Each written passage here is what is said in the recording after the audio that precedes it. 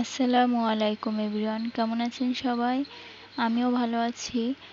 আজ আমরা সকাল সকাল রেডি হয়ে চলে যাচ্ছি মায়ের বাসায়। জানতে চান তো কেন? হঠাৎ করে মায়ের বাসায় যাচ্ছি পিঠা খেতে।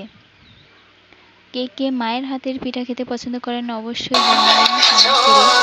এই যে প্রথমে ছাতু বানানো হবে, সেজন্য প্রথমে চালটাকে ভিজিয়ে রেখে দিতে হবে। সে ভেজা চালটি ভেজে নিতে হবে ভালো করে।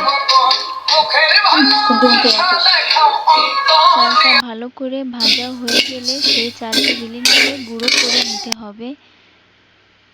এই যে মুরগির মাংস রান্না করছে, এই যে ছাতুটাকে এই যে এভাবেই আমাদের এখানে সবাই আমরা ছাতু বলে থাকি, এক জানি না সবাই কি বলে।